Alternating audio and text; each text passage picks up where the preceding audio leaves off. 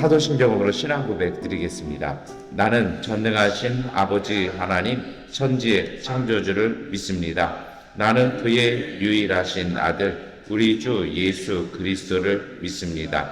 그는 성령으로 잉태되어 동정녀 마리아에게서 나시고 본디오 빌라도에게 고난을 받아 십자가에 못 박혀 죽으시고 장사된 지 사흘 만에 죽은 자 가운데서 다시 살아나셨으며 하늘에 오르시어 전능하신 아버지 하나님 우편에 앉아 계시다가 거기로부터 살아있는 자와 죽은 자를 심판하러 오십니다.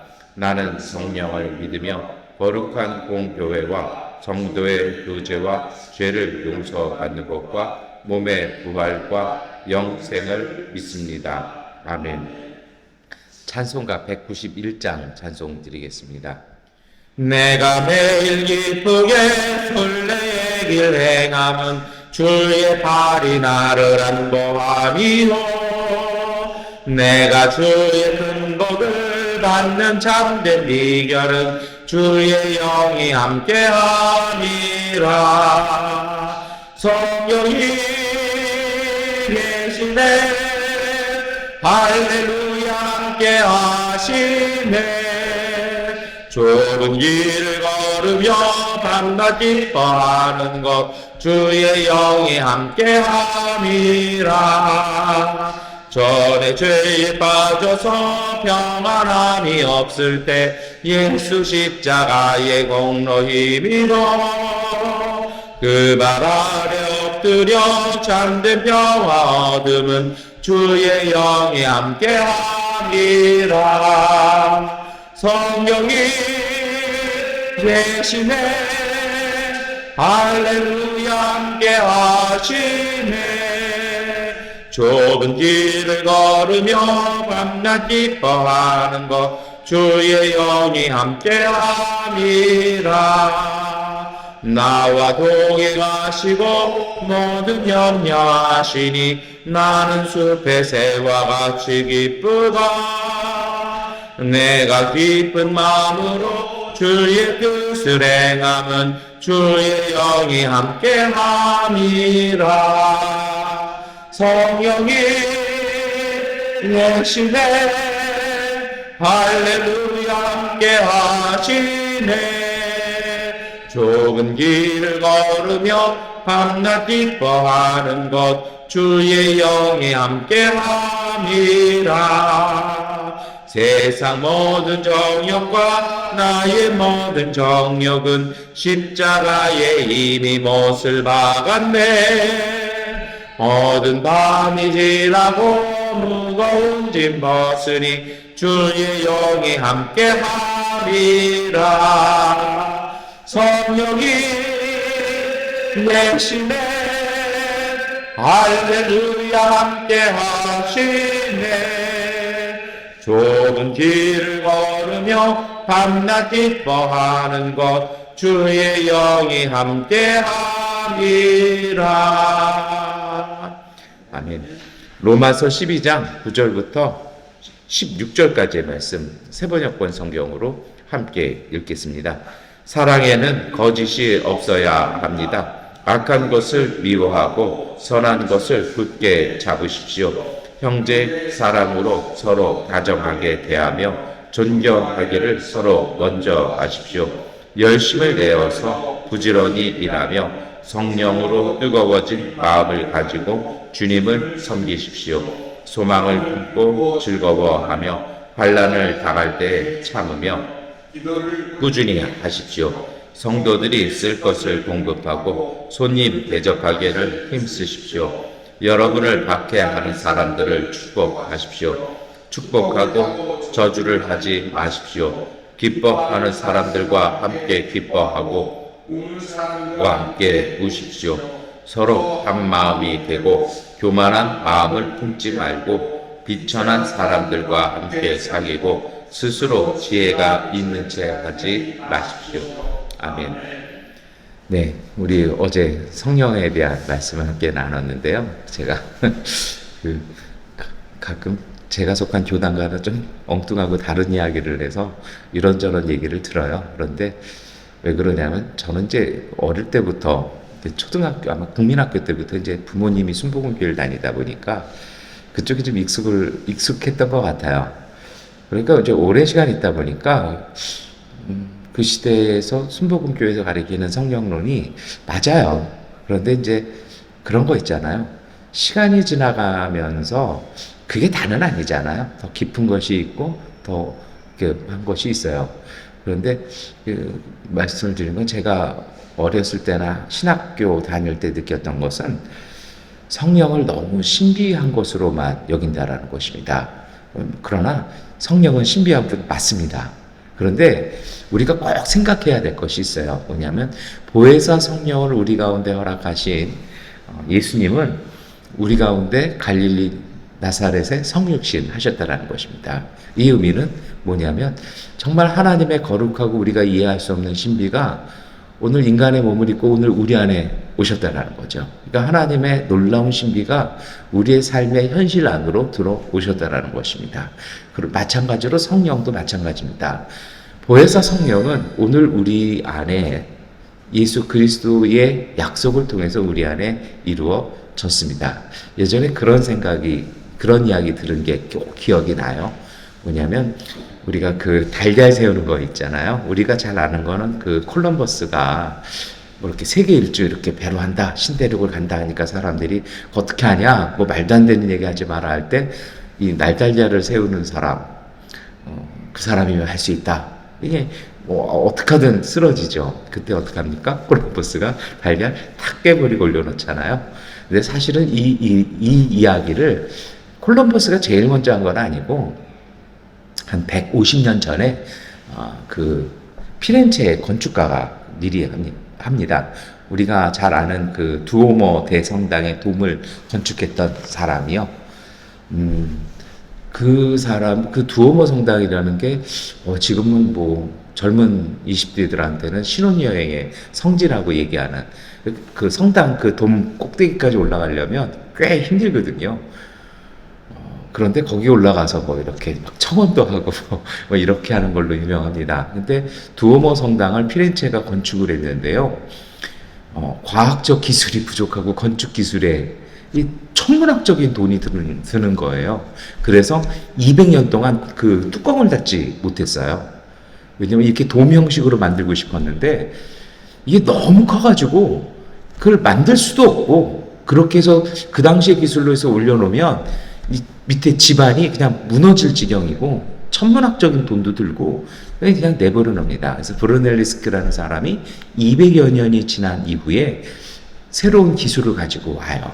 그래서 나는 이거 할 수 있다. 200년의 수건을 나는 풀 수 있다. 그러니까 사람들이 물어봐요. 이거 어떻게 할 수 있냐? 그랬더니 똑같은 얘기합니다. 달걀 딱 세워놓고 이거를 세우는 것과 똑같다. 그래서 어떻게 합니까? 벗겨놓고 이렇게 하면 된다. 근데 실제로 그가 건축을 합니다. 이 초기에 생각했던 비용보다도 더 싸게요. 그런데 그거를 어떻게 건축하나 이렇게 봤더니 뭐 그거를 새벽 예배 시간에 다 할 필요는 없을 것 같아요. 이 사람이 어떻게 하냐면 사실은 한 20여 년 전에 피렌체에서 두오모 성당 문을 만드는 그 조각 경연을 하다가 아쉽게 2등을 하고 집니다. 탈락을 하고 상처를 받아서 로마에 가서 로마 건축을 공부를 해요. 그런데 거기에서 로마 성당의 판테온이라는 이렇게 돔 형식으로 된 건물을 보고 그거를 20년 동안 연구해 가지고 와서 200년 동안 못 풀었던 성당의 그 돔.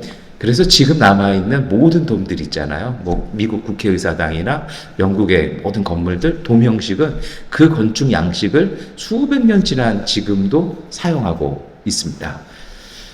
그런데 제가 말씀드리고 싶은 건 뭐냐면요. 200년 동안 사람들이 못한 것은 매인 거예요. 뭐에 매였냐면 돈에 매이고 그 당시 자신들이 사용하던 건축 기술 그거 하나만 생각한 겁니다. 그런데 이 브루넬리스크는요. 로마에 가서 뭘 보냐면 봤더니 깜짝 놀란 거죠. 벌써 수백 년 전에 로마에 그런 돔을 지어놓은 거예요. 더 잘 지어놓은 거예요. 그러니까 어떻게 하냐면 자기네가 갖고 있던 기술이 아니라 그것을 버리고 새로운 기술 그것 아니어도 할 수 있냐 하면서 그걸 벗어나니까 방법이 보이더라는 것입니다. 그래서 그가 제 기억에는 한 20여 년 동안 시간을 들여서 건축을 해냅니다. 여러분, 성령 이야기하다 이 얘기를 드린 것도 마찬가지입니다.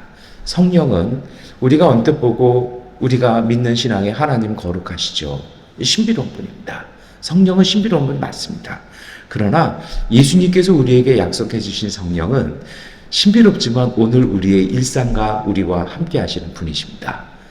성령으로 충만한 것, 성령과 동행하는 삶, 성령의 능력에 따라 살아가는 사람들이요, 열심히 우리가 기도하고 말씀을 읽고 맞습니다.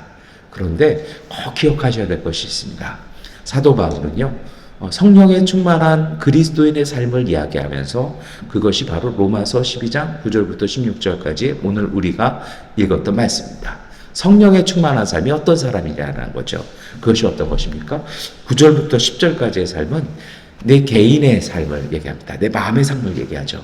여러분, 성령과 동행하는 삶은 우리가 정말 열심히 뜨겁게 간절히 사모하며 기도하는 거 맞아요.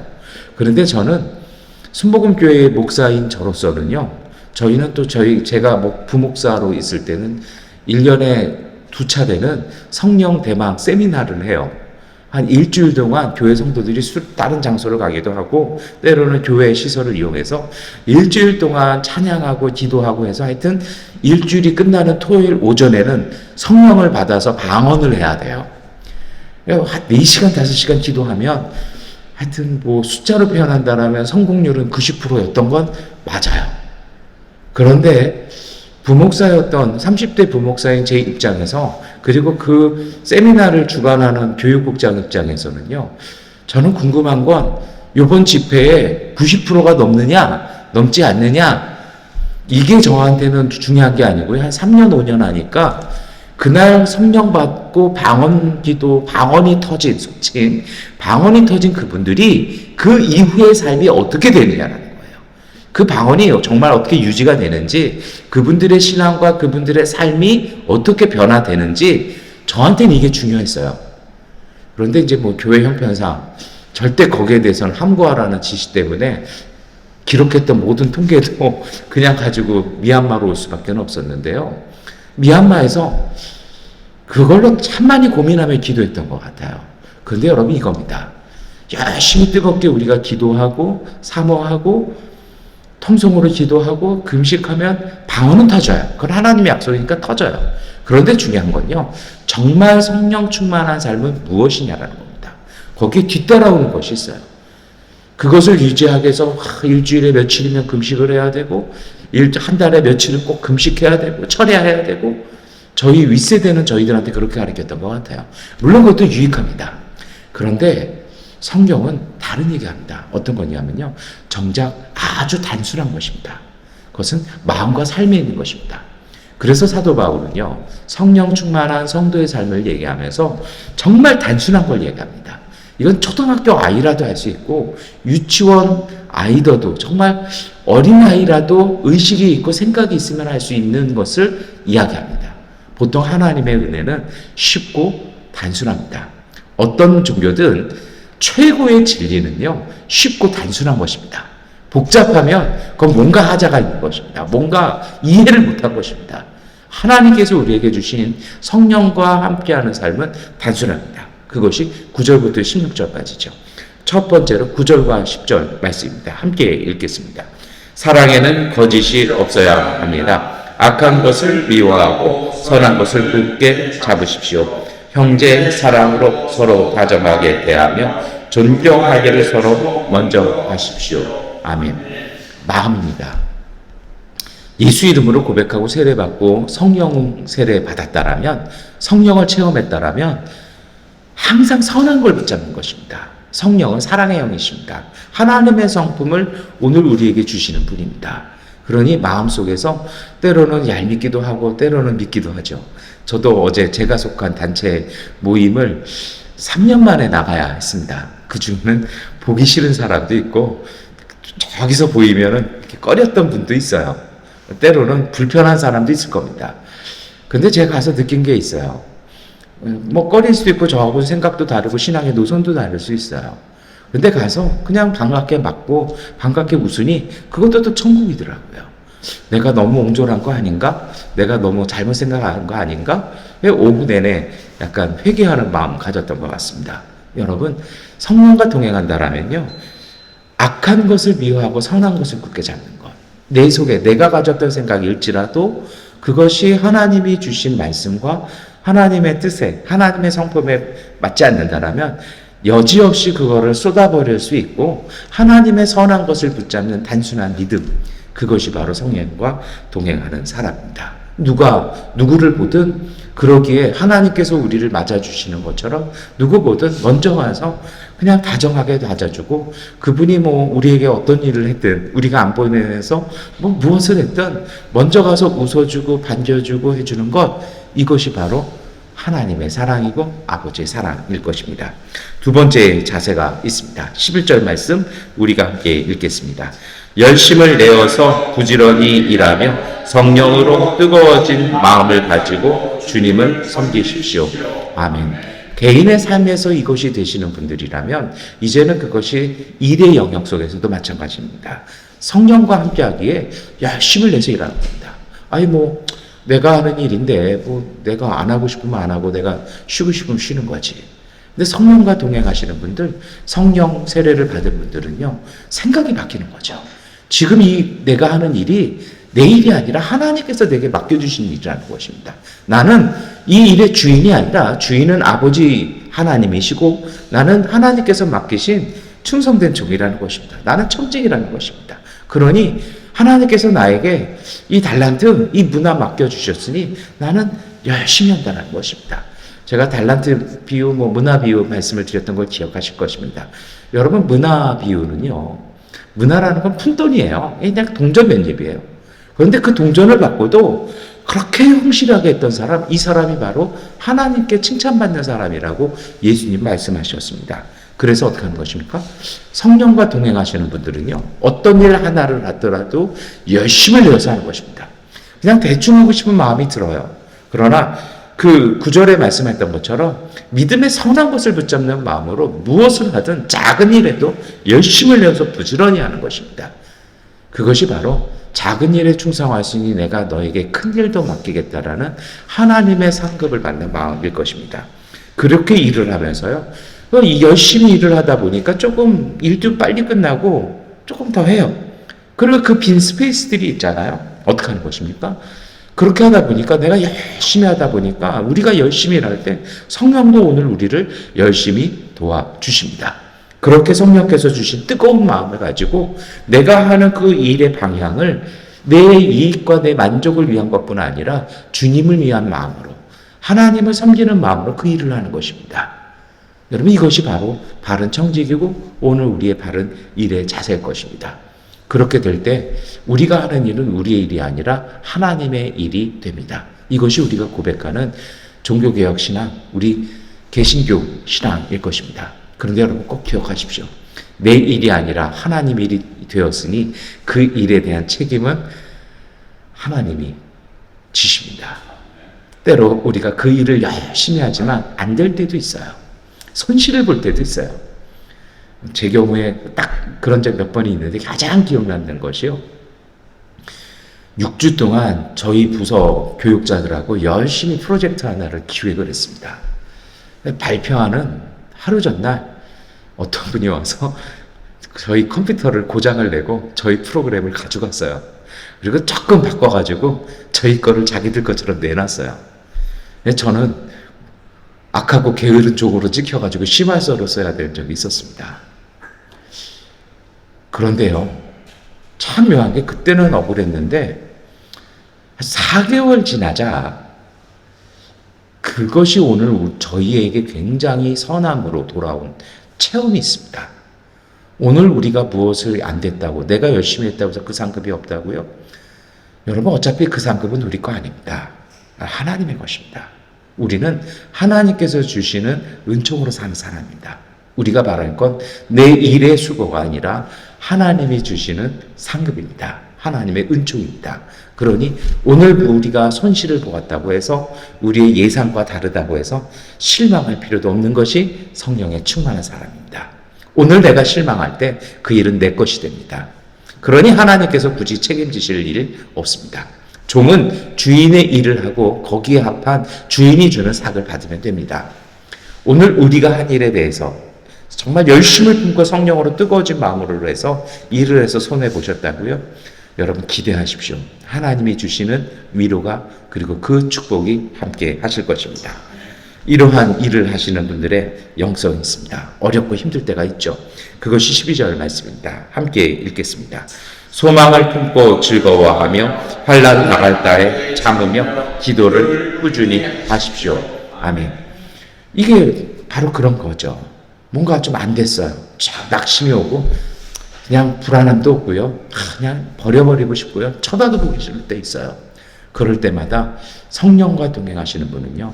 믿음의 선한 것을 붙잡는 분들은 소망을 품습니다. 안 됐지만 즐거워하는 것입니다. 어려움 올 때마다요. 그것을 참아내면서 기도하는 것입니다. 입으로 불평하고 입으로 다 그것을 깎아나가는 것이 아니라 기도로 하나님의 은혜를 쌓아가는 것입니다. 여러분 그렇게 함을 통해서 하나님은요. 하나님의 시간에 오늘 우리에게 복을 주십니다. 이삭이 우물을 2번이나 빼앗겼습니다. 무능력하게 뺏깁니다. 그런데 이삭이 단 한 번도 말하지 않고 3번째 우물을 팝니다. 그러자 그의 우물을 그렇게 쉽도록 뺏어갔던 아말렉 사람들이 와서 항복을 합니다. 저 사람은 신이 보호하는 사람이라는 것입니다.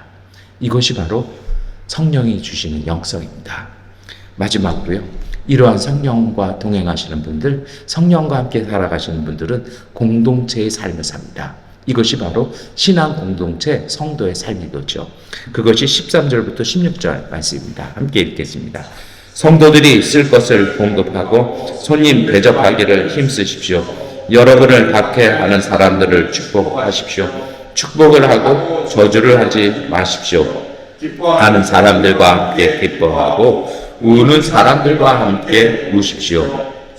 한 마음이 되고 교만한 마음을 품지 말고 함께 사귀고 스스로 지혜가 있는 채 하지 마십시오. 아멘. 이것이 그리스도의 신앙인들이 모인 교회 공동체의 삶이고 자세입니다. 공동체를 대하는 자세, 같은 성도를 대하는 자세, 새신자를 대하는 자세고요. 내 이웃을 대하는 자세입니다.